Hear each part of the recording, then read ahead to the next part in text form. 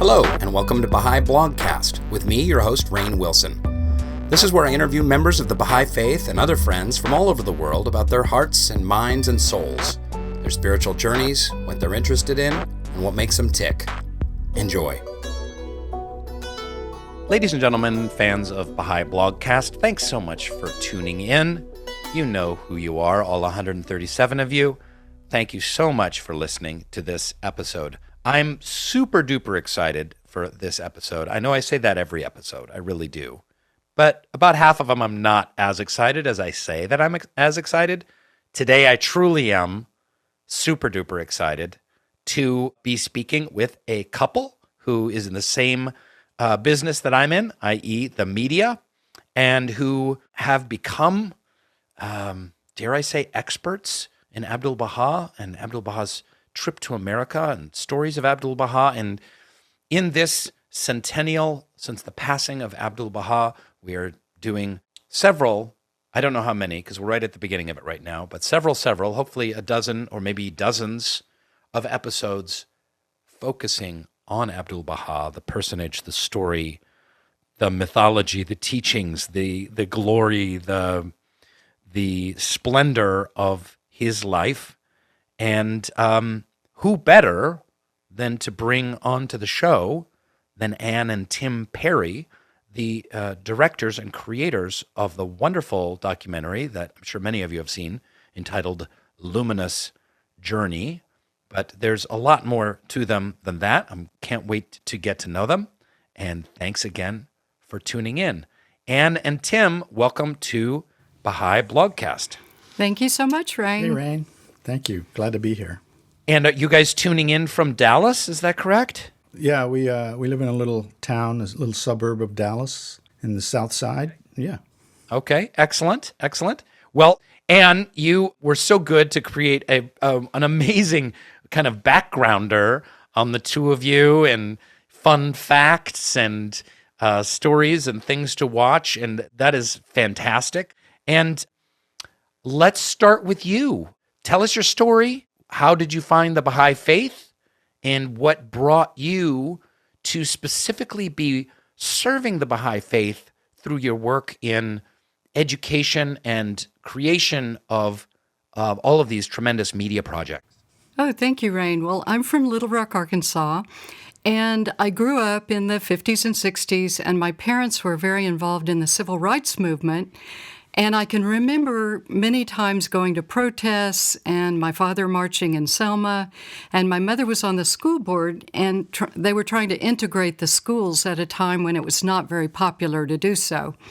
So we would get phone calls, in love or click, and I would be 5 years old and wondering what that meant.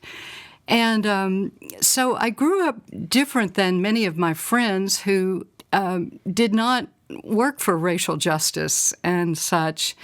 And so I went off to college, and I started searching, and I studied yoga and Catholicism and Buddhism and various pathways, and I came home to Little I've never heard anyone say before, I've studied yoga and Catholicism. at the same time. That's great. So the seeds were sown in your childhood for something greater than just material progress in the world, social justice, racial justice, right, etc. And then some spiritual curiosity, sounds like, followed soon thereby. Yes, I was raised as a liberal Presbyterian, but then I became fascinated with the idea of the connection of different religions.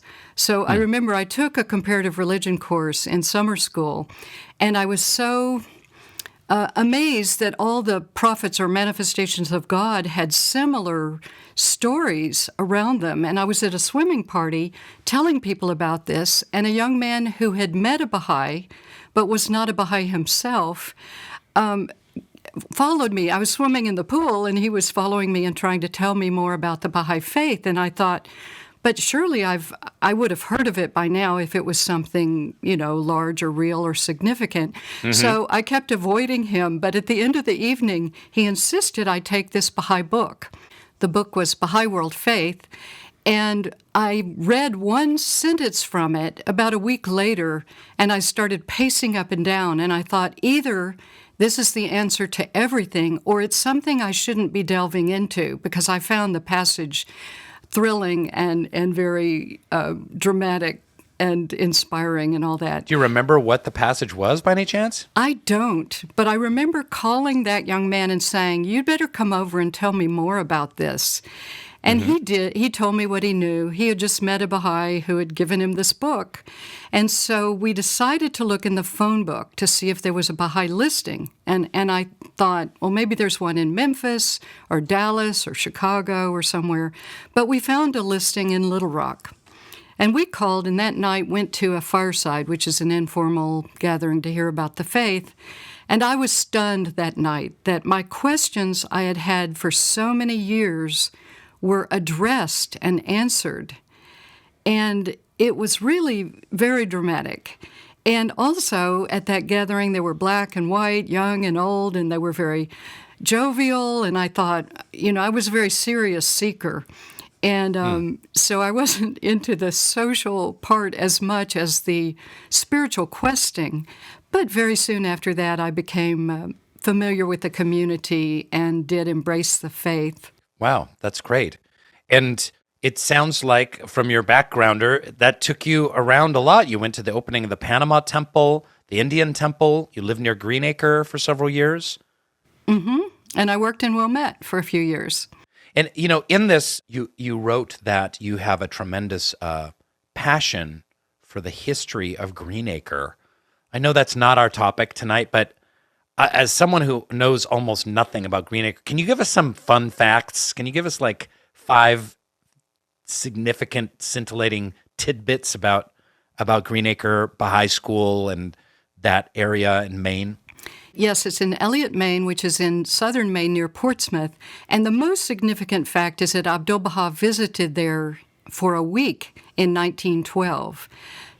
But Sarah Farmer, who was a transcendentalist and knew people like Sojourner Truth and Harriet Beecher Stowe and different people, flew the first peace flag in the world and was committed to unity long before she heard of the Baha'i Faith, which was in 1900. But in the 1890s, Greenacre was established, and as a hotel at first. She was a partner with 4 men who wanted to have a successful resort hotel on this beautiful river on the banks of the Piscataqua River.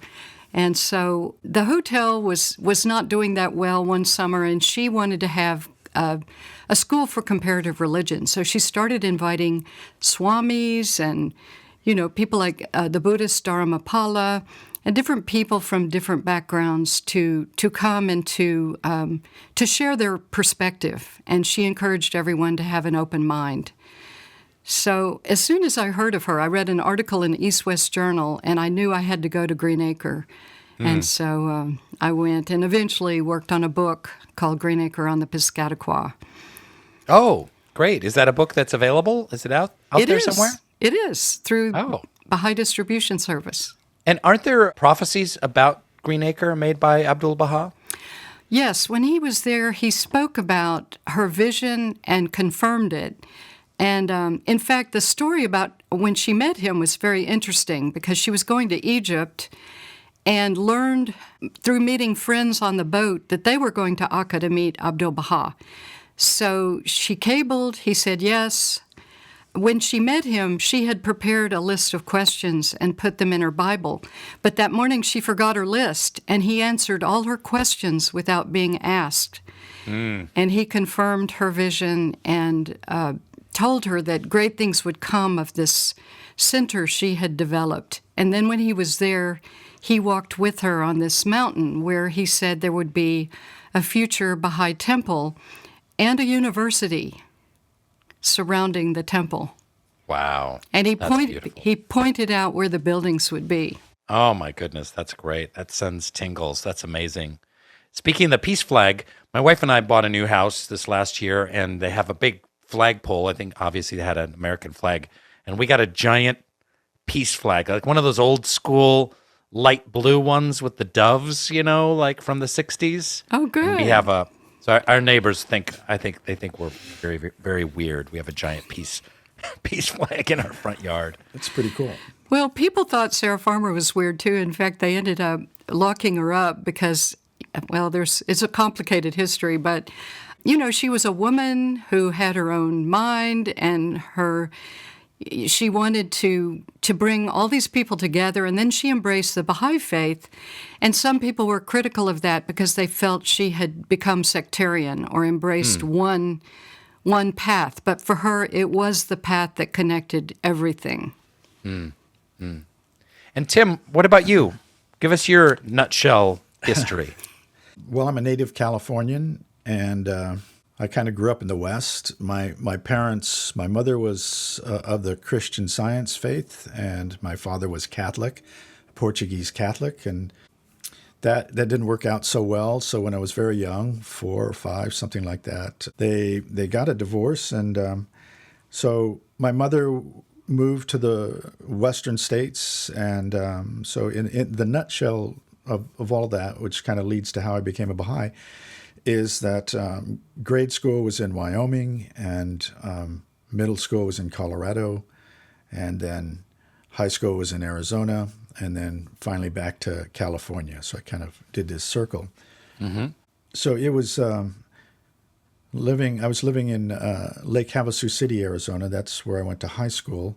And we moved from Boulder, Colorado there. My mother and stepfather at the time decided to buy some land. It was a whole new development, and they were going to bring the London Bridge out to Lake Havasu. And so they bought a plot of land, and we moved into a little house. And then, leaving Colorado to land somewhere in the desert, and it was 1969, and they were just about to land on the moon, and I thought I had already got there. And so out of high school, I decided to stay in town. My parents really didn't talk to me much about going to college or anything like that, and it was quite a mix of friends there in the school, and kids from all over the United States and of different economic situations. And so most of them went off to college, and I stayed the year after, working at a gas station and having a lot of time to sit in the desert and look at the stars and think about things. And I started in show business because I wound up cleaning and mopping the floors at the local cinema there, and popping popcorn and kind of working there. And it was at that time that I met a guy who was a local radio DJ, and he was into some really interesting stuff. He was really into theosophy. And I was, of course, impressed by him anyway, because he was kind of a celebrity in our little desert town. And so I would listen to him talk about spiritual matters and thoughts and things like that. And after a while, that really kind of got me curious, and I decided to start investigating stuff myself, and started looking into the Tibetan Book of the Dead and just all manner of things. I started to think, well, reincarnation makes a lot of sense. And I took a little road trip that particular year and decided to drive out to California and up the coast to Washington and visit a high school buddy. And I'd taken all these books with me, different philosophies. And I had my 8-track tape in my Rambler station wagon, and I didn't really, I just bought it, and I started just buying stuff. And I bought Seals and Crofts, and I would also work on weekends at a little restaurant bar, bussing tables and stuff. And every now and then I'd hear Seals and Crofts playing on the radio. And I thought, these black ladies are really good, because I didn't know. So I grabbed some 8-tracks. I bought George Harrison's Living in a Material World, and the Doobie Brothers that had the album that had Jesus Is Just All Right With Me, and Seals and Crofts, We May Never Pass This Way Again. And it was sort of my soundtrack to the road trip. And so I'd listen to that, and at night at campgrounds, I'd read these books. And when I got back to Lake Havasu, one of my friend's moms was like the only Baha'i in town. They had moved from Wisconsin. I guess she found the faith in Wisconsin. And so I went over to show my friend all the stuff that I'd found about, spiritual truth. And I had these bookmarks in this huge stack of books. I think that's truth. I think that's truth. And so she said, well, have you heard of the Baha'i Faith? And I said, well, no, I hadn't. She says, well, everything that you are looking for is here. And so I took one of her books and I guess I was like fertile soil. I was just like ready, and within a week and reading, it's like, yeah, this is truth, and it made complete sense to me. And so I immediately declared my faith, and yeah, so that was kind of the beginnings. Not long after that, we moved to California, where my family had a homestead just north of Los Angeles, and my first Baha'i community, I got to meet a Baha'i community for the first time because I was an isolated believer out there in Arizona. And so there was the Newhall, Santa Clarita Valley area, and fell in love with, the friends. I remember going to the first meeting. I called them up, found out where the Baha'is were, and remember walking into the apartment where they were having the Baha'i feast, and it was like I knew everybody. It was so strange. It was this spiritual connection instantly that I had never experienced in my life, and stayed in that area for quite a long time, and moved around and in the Los Angeles area, and then began working. Did a little community college time. We had some really interesting young Baha'is at the time in that area that were an influence on my life as well. So, Well, that's great. I think one thing that's true about both of your stories is you were on a spiritual quest and a search and open-hearted and looking for the truth. And I always tell stories about the 60s and 70s, even though I'm a bit younger. I was born in 66, so I don't remember the 60s so much, but I do remember, just being a kid in the milieu of the mid-70s where a lot of people were like Tim on a similar story as you, and it just always strikes me like how, and I always wonder what's going on with this, like why are people not on that same quest right now, or why does it seem like people aren't, or so few people are rather, when everyone was back in that time? I mean, it was just so prevalent that everyone is exploring and reading, and if you were a member of a strange sounding religion, they'd be like, oh, tell me more. I want to know more. Now you tell them you're a member of a strange sounding religion, they're like, okay, thank you. But such a different kind of mindset in the water. Yeah, it was a vibe. Definitely there was a vibe going on out there. Yeah. And, and the arts really influenced me with the Seals and Crofts. I was a huge fan. I'm a musician, and so really, when I found out that these guys were Baha'is, I was like, wow, that's really cool because their music is so spiritual. Yeah. So how did you two meet? Well, we met at the House of Worship, actually, when Tim was working on 3 video pieces for the Baha'i World Congress, which was a big conference in New York City in 1992. And we actually met in the doorway of media services because he had been told that I worked part-time there and I could assist him in finding some footage and photographs and such. And I had kind of given up on meeting someone, but the night before I had told God, if you want me to be married, you need to find someone for me, and I really let it go. And Sure. the very next day... Put it on God's shoulders. I had just sort of given up, and then I walked in and I met this man that I was suddenly interested in, and I had been there. I had been there all week doing research, and media services in those days was in the basement of the, downstairs at the House of Worship, and it was like. They kept saying, yeah, this Ann, she'll be your production assistant. She'll send you stuff, when you go back to LA, she'll send you stuff for the video. And they kept talking about her, and she never showed. Well, I had been in Mexico, and I had a hiking adventure where, my skin had gotten all scratched up and everything. So I came back, and I didn't come in for a few days.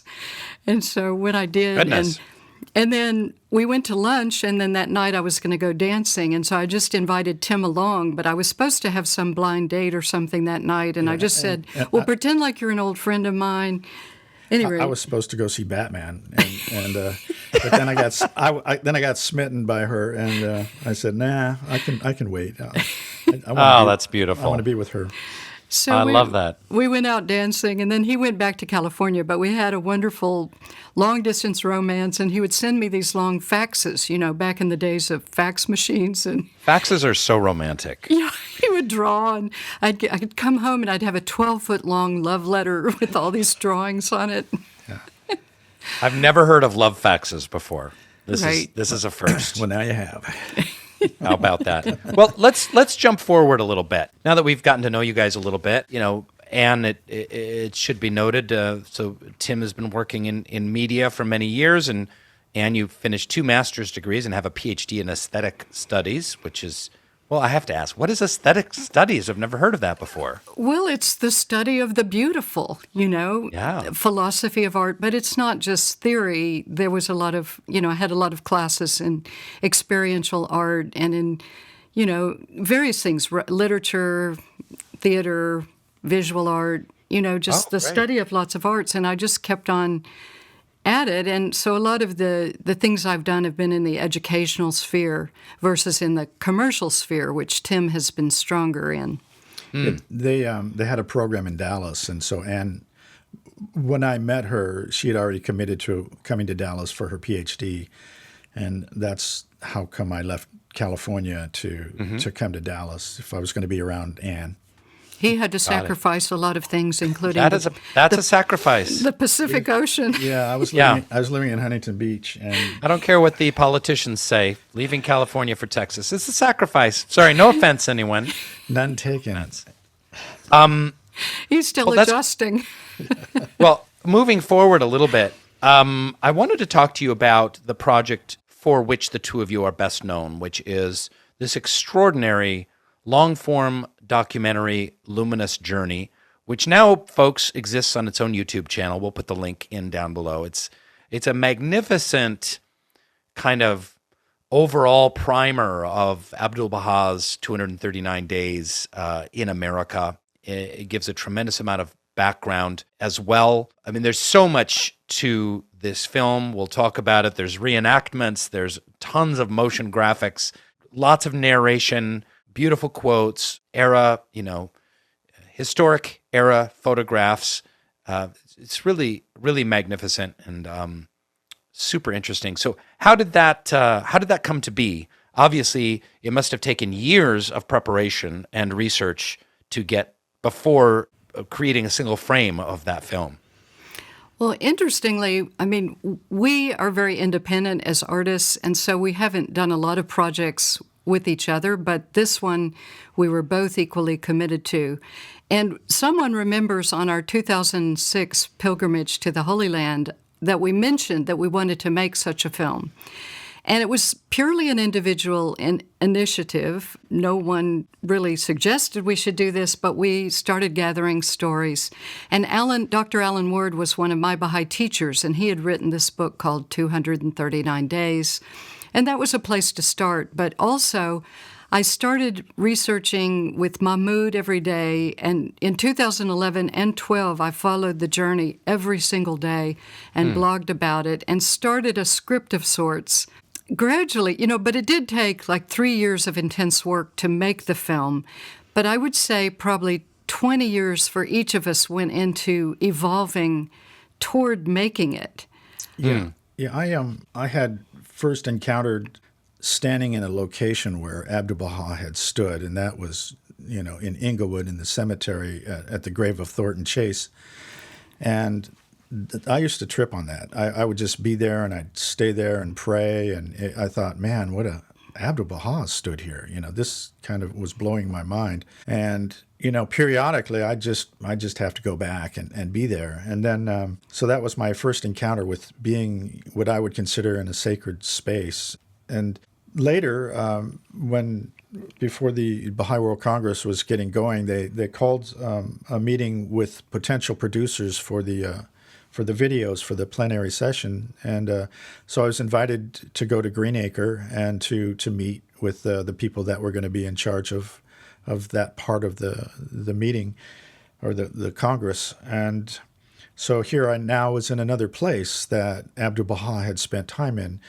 So those, then later on, we went to Washington, D.C. I think it was, I'm not sure, 2007 or maybe it was 2006, who knows. And there's a gentleman there, Lex Mustaf, and he is a historian for the D.C. area and very knowledgeable about Louis Gregory and where Abdu'l-Baha was, where he stayed, Agnes Parsons. And so he had a bus tour.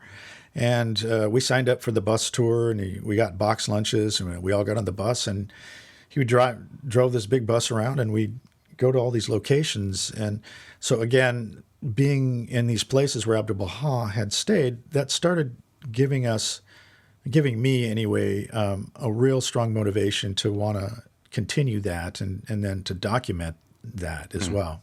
Mm-hmm. Mm-hmm. So there may be, of the 137 listeners, there might be 24 that don't know either who Abdu'l-Baha is or very much about him. This is mostly a Baha'i audience, but we have a surprising number of people investigating the faith that listen to these podcasts. Can you tell us, please, Anne, background on Abdu'l-Baha, who he was, and what his mission was, and what his importance is? Certainly. Well, I can try. He is the son of Baha'u'llah, who is the prophet founder of the Baha'i Faith, and he was designated as the center of the covenant and in terms of the Baha'i Faith, and he's actually called the mystery of God. He actually is not a prophet of God, but something in between. So he's really unique in religious history. And we were certainly intrigued with his visit to America, which was after he was released from prison, and maybe Tim could share more of that part of the story. But he came here basically as a peace ambassador, and we're learning now about the larger journey, that first he went to Egypt and then to France and other countries in Europe before he came to America, and then went back to Europe. And his journey overall was 3 years. So it's quite a lot of time to study. Yeah, he sort of embodied the Christ spirit. And I think the idea of the mystery of God kind of is a good description of that, because he and the film talks about this, these moments where you see something otherworldly about him, or how he is with people, or what he says. But when he came, he was so well received, and it reminded me of Nelson Mandela, because Abdu'l-Baha had been a political prisoner for 40 years. And then a prisoner of both the Persian Empire and the Ottoman Empire. And there was a revolution in Turkey, and the Young Turks freed all the political prisoners, and finally Abdu'l-Baha was freed. And at the time, there was about 1,000 Baha'is in America and Canada. And so they wanted him to come and to be, to come to our country. And I think of the way when Nelson Mandela was finally released from prison and was invited to come here, and how America opened its arms and received him. And it was very much like that for Abdu'l-Baha. Here was a person that was wronged, had great respect, and had a unique perspective. And, he was coming to our shores. And so the press was very kind. And the people, the story really talks about the throngs of people and the things that he said here, and his vision for our nation as well. I heard a story recently from my good friend and spiritual mentor, the great Liz Dwyer, and she was talking about how Abdu'l-Baha was invited to the United States earlier, like immediately when he was released from prison, but he didn't come, and he chose not to come because there was still racial disunity in the United States, where, especially in Washington, D.C., where they had separate meetings for blacks and whites. Do you know anything about that story? Well, certainly he talked a lot about race unity, and in everywhere he went, and also gender equality. And he was concerned about unity in general, that people have prejudice against, whether it's based on ethnicity or the country you're from or the language you speak. He tried to remove differences and uphold unity. He did show by example quite often. He hated the segregation. He showed by example what it meant to be unified and to be free of prejudice. And often he would insist that the meetings were mixed, and if he found that there was a situation where he was giving a talk or a hotel didn't want to accept black people, he would change the venue. or he would have a separate meeting inviting the black people and for that. And there was Louis Gregory was An early African-American Baha'i who was yes greatly favored by Abdu'l-Baha. he was he basically match made Louis Gregory with Louisa Matthews. She was a white English woman. He was an African American, and he basically brought them together and to demonstrate an example of the unity of people. And at that time, it was against the law in many states for a black person to marry a white person. So. Before the loving laws. You spent these years working on this film, a tremendous amount of research. You must have unearthed some incredible tidbits and some incredible stories that aren't as well known in the books. And I would love to hear from both of you, maybe your favorite story of Abdu'l-Baha in America, as you know, that is the focus of this series of podcasts. But also, like, were there things that you discovered that kind of blew your mind or made your jaw drop? Well, certainly, and we kept yearning for a time machine, to actually go back and observe it. It was kind of hard because some aspects of research weren't evident at the time. But I read this wonderful quote I'd like to share that gave me insight into how to bend time and space. And it's a quote from Abdu'l-Baha, and it says, "For any movement animated by love moveth from the periphery to the center, from space to the day star of the universe. Perchance thou deemest this to be difficult, but I tell thee that such cannot be the case. For when the motivating and guiding power is the divine force of magnetism, it is possible by its aid to traverse time and space easily and swiftly." And we experienced this on this journey. We felt his guiding hand. We felt a lot of people opening the doors to us, and magical things would happen. And I want to share the magic lantern story, but in his day, there were many things that occurred that we couldn't tell in the film. Well, first of all, I wrote a script for like an 8-hour film, and then we had to cut. And some of the edits were because we couldn't visualize the story. So one was about a little boy from a First Nations boy from Canada who was sitting on a fence post when Abdu'l-Baha's train left Montreal and it was going near Toronto. And the little boy saw this man with a turban and long robe, and Abdu'l-Baha stood up and waved to the boy. And the boy was so surprised he fell off the fence. And 40 years later, he saw a picture of Abdu'l-Baha in someone's home, and he said, "That's the man I saw." And he became the first of his tribe to embrace the faith. Wow. And there was another story that I loved about an illiterate man in San Francisco who walked to see Abdu'l-Baha in a church. And Abdu'l-Baha was on the stage speaking in Persian, mostly, and then a translator would interpret for him. And the man got very agitated, and he said, "Why is that man interrupting Abdu'l-Baha?" And others around him said, "Shh, he's translating." And it happened again. And he said, "Could you tell that man to stop interrupting Abdu'l-Baha?" And they said, "No, we need to hear the translation." He said, "But anyone could understand what he's saying."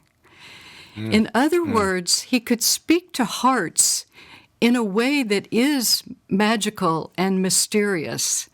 And the journey is so much more than any of us could realize or hold in our imaginations or memories. Our telling of it is just one aspect. It shows one part of the journey, and it's so much more than that. I have a little tidbit, a discovery that we unearthed, and it's in the film.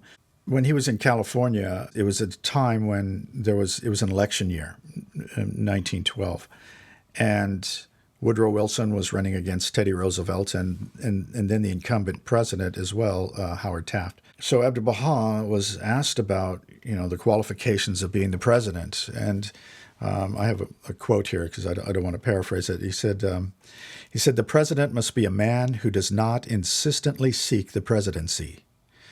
He should be a person free from all thoughts of name and rank. Rather, he should say, I am unworthy and incapable of this position and cannot bear this great burden. He said the president must be a well-wisher of all and not a self-seeking person. I thought that was pretty interesting. And then later in New York, Florence Kahn, who was a person that was hosting Abdu'l-Baha, she asked, what would you say if a woman were to become president of the United States? And Abdu'l-Baha's response to this was, the time will come when the presidency will go begging. So advanced will civilization have become that no one will want to leave his social and humanitarian tasks to take time to assume the presidency. And I thought that was kind of interesting. That's amazing. It says Can you a lot. imagine? Yeah. Can you imagine they're searching high and low? Somebody, please, Phil, please give up your job behind the counter at the 7-Eleven. Be president. Oh, man. Yeah. And his name, Abdu'l-Baha, means servant of glory. That's the literal translation of it. And he himself, he said, I'm but a servant. And the focus of the examples that he gave and the kind of the direction that the faith is going and everything that his father taught is about service to humankind. And so Abdu'l-Baha is giving us this foreshadowing of a future where it's going to be society based around humanitarianism and service and caring for others and so things altruism and philanthropy, all those things. So I just thought of another little-known story, which was when he was on the boat coming over to America, some of the Westerners that were traveling with him suggested that he adopt Western dress instead of his long robes and turban. And he just looked at them and said, oh, these things are just trifles. And the ironic thing was that I had read that story after 3 days of making costumes and glue gunning, ornaments on hats and things. And I thought, I've been... For the been reenactments in your film. For the reenactments. And I thought, oh, no, I've just been, obsessed with these trifles. But I do think that his dress and his manner and his upward, he would always raise his hands upward and just promote such a positive spirit, and it was very attractive to people at the time. And while we were working on the film and traveling to different places, we found people just would come up to us and want to be part of it. Or we had a number of actors who weren't Baha'is and didn't know the story, but just volunteered to put on costumes and go jump with us on a train or be in a drawing room somewhere. Oh, that's great. Yes. So, favorite stories of Abdu'l-Baha in America? Well, for me, part of what making this film meant to me was, and to Anne, I think, was that this is a part of American history that hasn't been told yet and isn't, I think in the future it will be in the history books and taught in schools. So for me, the favorite stories and the favorite things that I've learned is his, the vision that he had for America. He spoke often of what America is, and he gave blessings to this country. He revealed a prayer in Chicago, which says, in part, he says, "Oh God, let this American democracy become glorious in spiritual degrees, even as it has aspired to material degrees, and render this just government victorious. Confirm this revered nation to upraise the standard of the oneness of humanity, to promulgate the most great peace, to become thereby most glorious and praiseworthy among the nations of the world."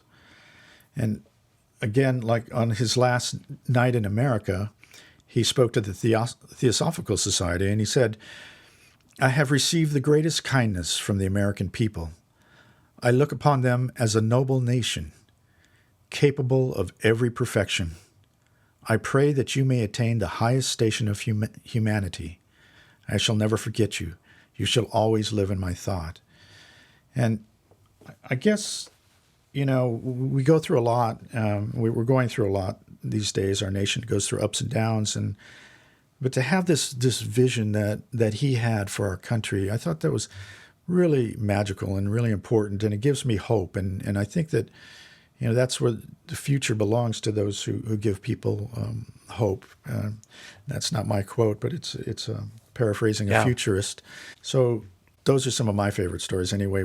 Yeah, Tim, I think that perspective is so valuable. Perhaps the first time in American history where someone seeking peace, seeking to bind people together in peace and unity, seeking to heal racism, seeking to heal gender differences and economic disparities, has a vision for America that is, one that is spiritual as well as material.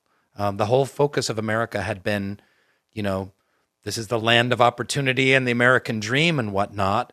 But his vision for what America could be, which we're certainly struggling on our way to get there, is one of hope.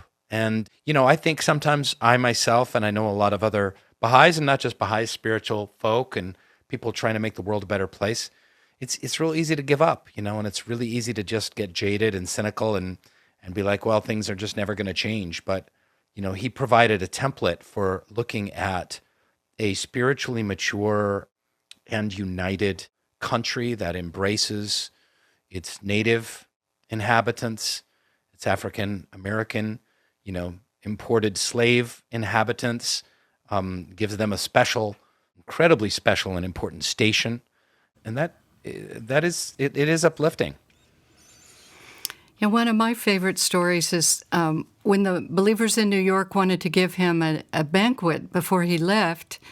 They had invited a number of people, and at the last minute, the hotel proprietor learned that it was going to be a diverse crowd, and he refused to allow African Americans to come to the event.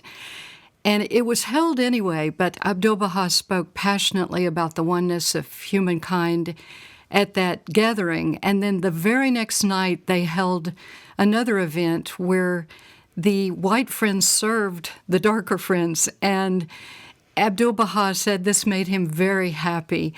And the interesting thing is, when we were filming that scene, we were actually in San Francisco, in Berkeley, at a friend's house, and we had planned to shoot the scene that night, and we'd gone over to San Francisco to check out some lighting equipment from the Art Institute, which is one of my sister schools.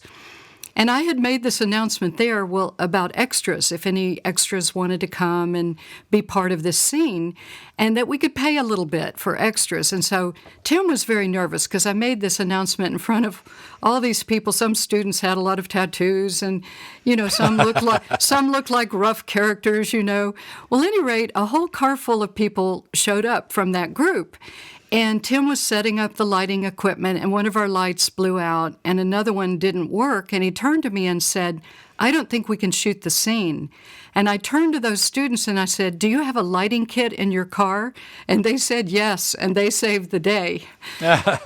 Yeah, they really did. Yeah. So they were there checking out lights like we were at the same time, and and these are, that's kind of those little blessings that seem to happen for us all along the way, doors opening. And when we were at the Bowery in New York, we were getting ready to film there, and we were introduced to the gentleman who was in charge there, and he was so gracious. And we walked into the little chapel at the Bowery, and this is where, since the time of Abdu'l-Baha and before, the people that needed food, that didn't have food, the homeless, the people that just needed a place to stay, would come. And Abdu'l-Baha talked there to them, and we walked into this little chapel, and of all the locations, I think that I got the strongest feeling. I could feel Abdu'l-Baha's presence still in this space.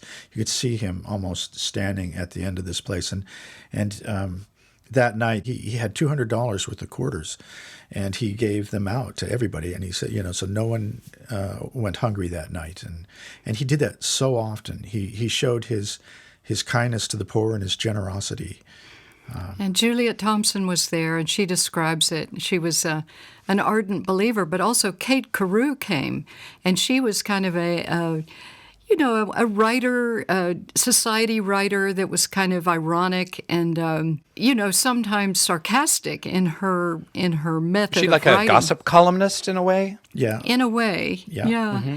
And she ended up doing some sketches of Abdu'l-Baha, but at any rate, she had a change of heart that night, and she called him as she referred to him as the breeze of God. Yeah, a full-page article she wound up publishing. Wow. And she always made fun of celebrities and politicians and everybody. Mm-hmm. So she was happy to go along with this white bearded man in the turban and robe and see what he was up to. So she could, as I think Thornton Chase said, it was like gathering fodder for another scorching article. And he admonished her because I think on the ride over, he just and he would do this thing. It's almost like he could read your thoughts. And he said, the press have a very important role to the public. Their job is to convey truthfully what is happening. And he asked her to be kind. So she did. It was a beautiful article that she wrote. Yeah, there's actually a lot of quotes throughout the Baha'i Faith. Baha'u'llah has quotes, Abdu'l-Baha, Shoghi Effendi, about the press and the role of press and the importance of press. And you see, how messed up press has been, over the last 100, 150 years, and how agenda-filled and destructive and disunifying. And we really see how important that role is. And we've got a long way to go. We do. And we just need a moral compass for a lot of things in our lives. That's one of the reasons we use the compass as an icon, a graphic for the film, because that's what he represented to this country. He helped the fledgling Baha'i community understand what it meant to be Baha'is, to what it meant to be unified. He put the role of authority into the hands of women in a demonstration of the equality of men and women, especially as relates to the building of the Baha'i House of Worship. He put a woman in charge of that, which up to that point had an all-man council. And he also said that world peace would be established, that women would lead the world into peace and support international arbitration, and that women would refuse to send their sons to war eventually, and that war would cease, and that humanity is coming of age. One interesting thing, like when he was in California, at one of his talks, I believe it was in Sacramento, he said, "May the first flag of international peace be upraised in this state." And then decades later, in 1945, the Charter of the United Nations was signed in San Francisco, and they hoisted the United Nations flag. So, when he said stuff, things it mattered. It sort of resonated out into the future, and either he could visualize it, or he put that energy out in a spiritual way. Well, I got a sneak peek of some of this short documentary that you're doing about Abdu'l-Baha in Paris. And just in watching the first 10 minutes of that or so, I learned all kinds of stuff, like all of the places he visited in France and around Paris, and meetings with Ezra Pound and Rainer Maria Rilke and other kind of poets and artists and dignitaries. Can you give us a sneak peek of what this project is, what it's about, and what you've learned about that other very important visit to the Western world by Abdu'l-Baha? Yes, and there's wonderful stories of his visit to England, to Scotland, to Germany and Hungary. So France, though, was the first place he visited, and it was the first time he spoke about the principles of Baha'u'llah, and he began articulating these. And most of the talks he gave in Paris were to small groups, but he always would give people what they needed to hear. And often, as Tim alluded to earlier, he knew people's thoughts. He could intuitively discern, what people needed or answer their questions. So a lot of people were attracted to his talks in Paris, and he stayed in an apartment, which we got to visit. We were only in Paris for 9 days, and we had actually gone over to see a Klimt immersive art piece at Atelier de Lumière. And that was our initial motivation to go to Paris. And then we thought, well, why don't, while we're there, investigate Abdu'l-Baha's journey? And it started us off on a whole new path. And we had 5 researchers who met us the first night we arrived and walked with us to a lot of places in Paris. So, I didn't really know much about his travels or his journeys there. And we were very quickly enlightened by these historians. And one of the things that I came away from visiting Paris, he spent a lot of time. This is the years just prior to World War I. And he spent a lot of time doing diplomacy. And often he would have meetings with ambassadors and delegates behind closed doors, where even his amanuenses, the people, his scribes, and the people that were in his entourage, weren't allowed to go there. And he really disdained war and the concept of war, and I think he knew what was coming. He even talked about it in some of the talks that he gave. And one of the historians said this was one of the very few times that, he never really kind of would put down people, or especially, call them out by name. But he said the arms manufacturers, he would call them out by name. He was just, the idea of their contribution to the war effort was, very disturbing to him, it seemed. So it was kind of a different vibe than his journey in America. It felt like to us when we were there. And we it was funny, we didn't know Paris. But there was no cars. We thought, our guide would take us around in a car. Of course, we were pretty stupid about that kind of thing. We wound up taking the metro everywhere, and I felt like a gopher. We'd go down in the metro and we'd ride somewhere and we'd pop up out of the ground, and then we'd walk 10 blocks and shoot a doorway and get back on the metro and go another. And we pop up. We just kept popping up all over Paris, and it's like I couldn't figure out where are we and what's going on here, Yeah, but we did meet with the secretariat at the NSA, the National Spiritual Assembly of France, and we did some interviews at their building, and shot some archival things from their archive, old newsprints and things like that, and started to get a real better understanding. And this film has interviews in it, whereas Luminous Journey, it doesn't have interviews.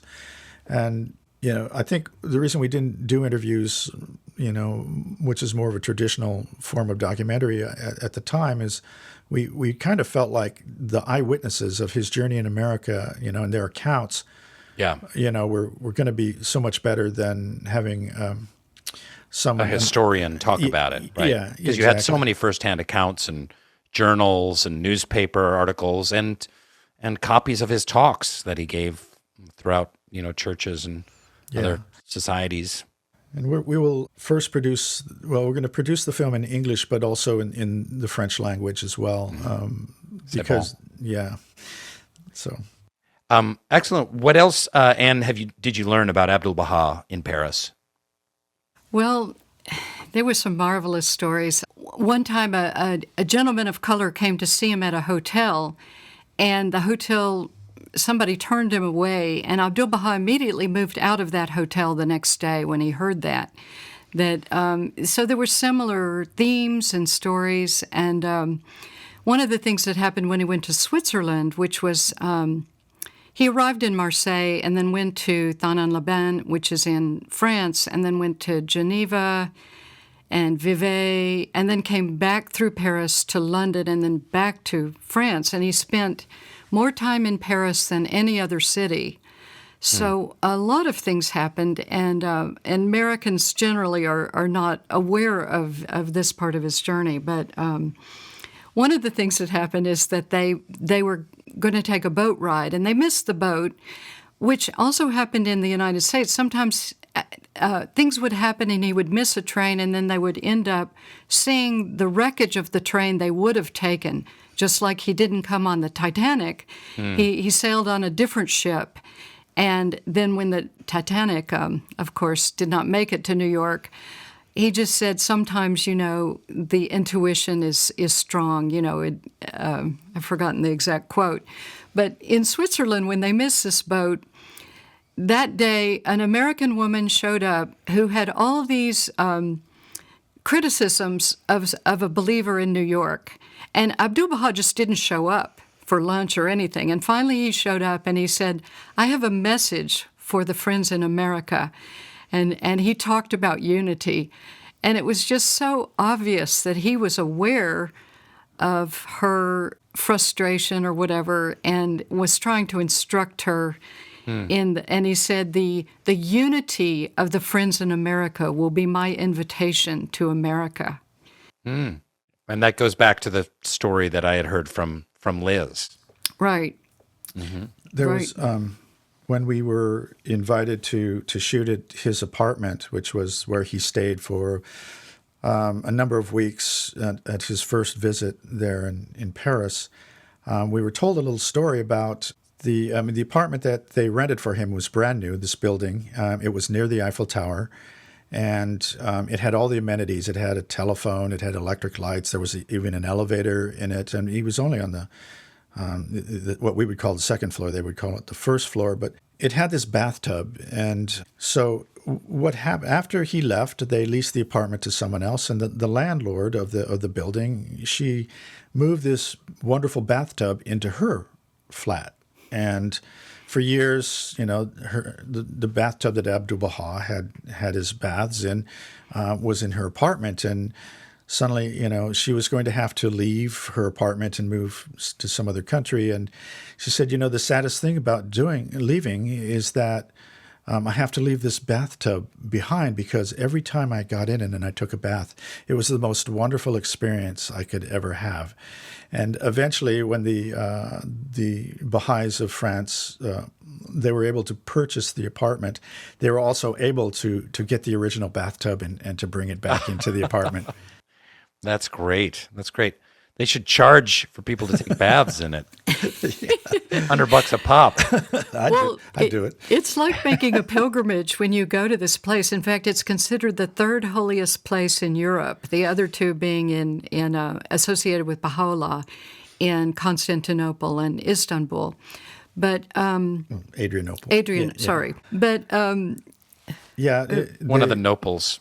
Right. Yes, I've been to Paris twice, and both times I've tried to go visit the apartment, and it's been closed because it has very limited hours. But we've stood across the street from Abdu'l-Baha's apartment and said prayers. Well, you do have to make an appointment, and then you go to this museum and meet other pilgrims that are there to go. It's a very formal process to go into the apartment and to hear the stories and to have tea and cookies and to observe this. And then there's the room where he slept, which is it's like Greenacre's Abdu'l-Baha's room where people go for prayer and meditation. But there's also a cabinet with these wonderful archives. For example, the suitcase he carried on his travels is there. And the House of Justice had sent some gifts to Paris when they had purchased the apartment.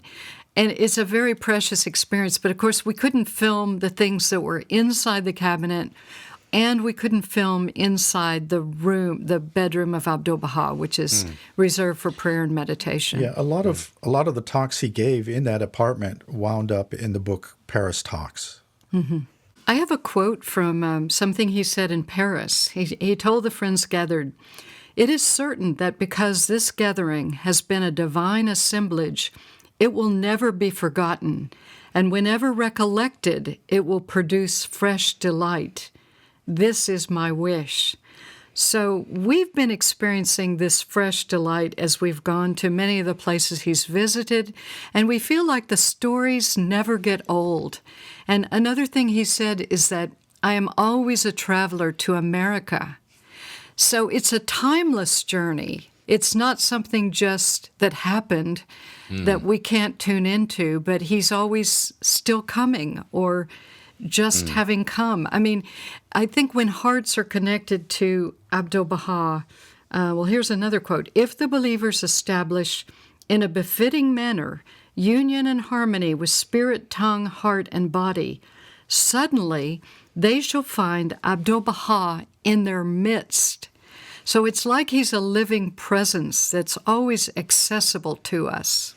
it was very eye-opening for me personally when we traveled, and especially we spent a little time shooting in Scotland as well, and every place that we went, the Baha'is had their own historian or guide who knew, like, well, Abdu'l-Baha went down this street and he went there, and I began to realize how much Abdu'l-Baha is loved. And now, like in Edinburgh, Abdu'l-Baha only spent like 2 days, 3 days, and they're so in love with him, and they're so proud that he came to their city, and they just, they know every little tidbit. And the same thing in Paris, and I began to realize that all of us, he's universal. He's all of us around the world who are Baha'is, who know him, hold him in this very, very special place in our hearts. And to the fact that he came to our country and to spent the time and he came to Canada is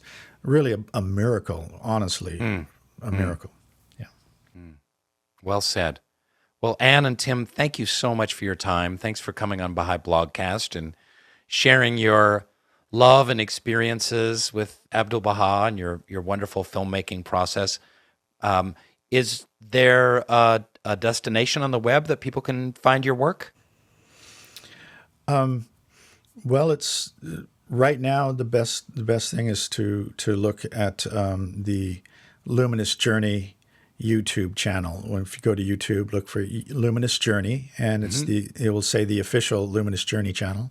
And on it we have not any of the knockoff Luminous Journey channels. Yeah, well, early on I think I created my own knockoff channel, and I can't figure out how to get rid of it. So there may be 2 Luminous Journeys out there. But look for the official one. Yeah, look for the official one. You can't have too much luminosity. So True. So we've also included some behind the scenes of our personal journey, and we have broken this 2.5-hour film down into chapters. So there's 31 chapters where you can if you just want to see what he did in California, you can jump to that. And and we're putting it also has the full-length Persian language version, which we were assisted by the Universal House of Justice. They appointed a committee to help us create a Persian language version that was then aired on Voice of America in the Middle East. And wonderful. So as we get other languages, we're going to put them up on the channel as well. Terrific. Thank you so much, guys. Thanks for being a part of this. So nice to meet you and get to know you. Thank you for the beautiful stories. Thank you, Rainn. It was an honor. Thank you.